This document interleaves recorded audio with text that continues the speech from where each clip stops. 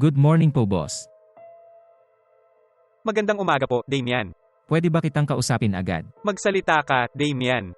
Ay, kailangan ko na bang umalis sa kumpanya? Ano ang ibig mong sabihin, bata? Kaya lang may mga personal na problema ako, tapos alis na ako. Huwag mo bang gawin sa akin yan, Damian? Ikaw ang pinakamagandang empleyado ko. Naku boss, yun lang.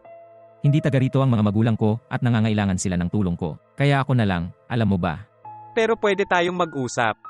Lahat ay may solusyon. Grabe lang talaga ang problema. Damian, maaari kitang bigyan ng ilang araw. Ilang araw po ba ang kailangan? Ay, kaya lang hindi ko alam kung hanggang kailan ito doon. At, masyadong mabigat ang problema, kailangan nila ako. Ginawa ng mga magulang ko ang lahat para sa akin, alam mo. Kaya panahon na para tulungan ko rin sila. Mukha. Ay. Hindi ko binaygo ang sarili ko. Bibigyan kita ng ilang araw at maaari mong malaman ito, okay? Naku boss, kaya lang hindi gagana. Ay. Ayan na nga, tinulungan ko na sila. Kailangan nila ako. At, ginawa nila ang lahat para sa akin. Binigyan nila ako ng edukasyon, isinakripisyo nila. Ngayon ay ako na, alam mo ba, ang isuko ang buhay ko para tulungan sila. Sigurado ka ba? Wala ka bang personal na problema dito? Sa kumpanya? Hindi, imagine.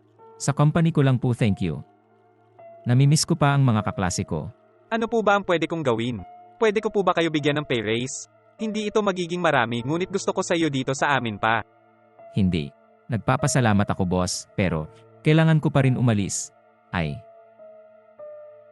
Pinaghiwalay ko pa yung mga tools na kasama ko para dalhin sa inyo, tapos kakailanganin ko na yung documentation. Sayang naman, pare. Kung wala talaga kayong matuloy, bukas dadaan ka sa office para makapag-usap tayo, okay? Iwan mo na, boss. Salamat. Kita mo? Wala lang. Hanggang sa...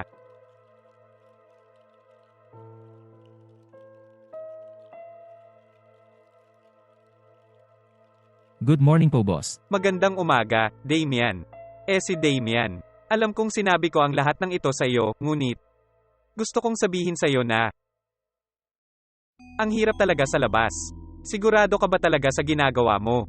Naku boss, sigurado ako, wala nang ibang paraan, no? Oh Damian, mga 4 na araw kaya kitang ibigay. Sa tingin ko maaari mong ayusin ang mga bagay doon. Tingnan mo. Alam kong sinusubukan mo akong tulungan, ngunit ang sitwasyon ay mas malaki kaysa sa akin. Kailangan ko pa rin pumunta. Okay, pero, Damian. Ay, nagpipilit kasi ako. Masipag ka naman. Masipag sa trabaho. At kailangan ito. Sa labas ang market ng trabaho. Sa mga panahong ito, mahirap. Hindi ko alam kung naaalala mo, di ba? Noon, kumakatok ka sa mga pinto. Nahihirapan ka noon sa pagkuha ng trabaho. At binigyan kita ng pagkakataong ito. Pero syempre, hindi ko naman ito itinapon sa mukha mo, okay? Ginawa mo ang lahat ng ito sa iyong mga merito, di ba? Pero ganun lang. Mahirap talaga sa labas, alam mo ba? Gusto ko ang iyong kabutihan. Oo, kung may ibang paraan. Gusto ko pa nga. Pero kailangan ko pa rin umalis. Okay, di ba? Wish ko po sa inyo ang best of luck, okay? At, nakausap ko na ang accountant ko. She has cleared all your working time. At, ito po ang mga documents, okay? Bukas pwede ka na dumaan sa cashier. Para makuha lahat ng karapatan mo. Mga FGTS. Unemployment insurance, okay? Okay, salamat nakita mo. Hindi. Kailangan kong magpasalamat sa iyong pagsisikap, dedikasyon, at professionalism pangunahin, okay? At, gusto kong ibigay sa iyo ang regalong ito dito, para sa kumpanya. Sa lahat ng ginawa mo para sa amin, okay? Pero sana pag-uwi mo lang buksan mo. Pakiusap lang po. Maaari mong iwanan ito kung gayon. Salamat po. Wala lang. Good luck na lang ha. Salamat.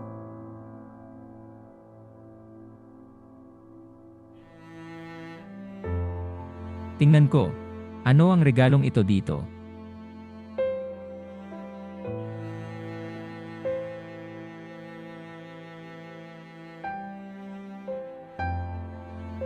Damian.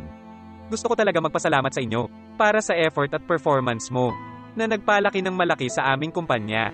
Ikaw ay isang mahusay na profesional sa lahat ng paraan. At kaya nga nagdesisyon akong huwag ka ng i-fire. At oo 30 araw ng bayad na bakasyon. At isang kabuuan ng pera para maresolba mo ang sitwasyon sa pamilya mo. Kung sakaling hindi sapat ang pera na yon, hindi ka natatakot lumapit sa akin. At hihintayin kita sa loob ng 30 araw. At asahan mo ako sa iyong pag-unlad. Pagkat wala akong alinlangan, na marami kang iuunlad sa buhay.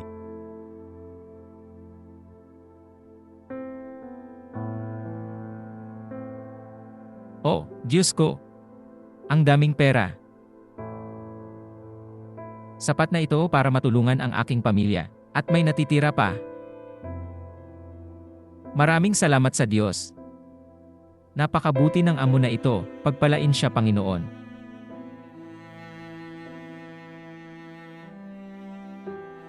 Hoy mga guys, ano ang tingin mo sa ugali ko?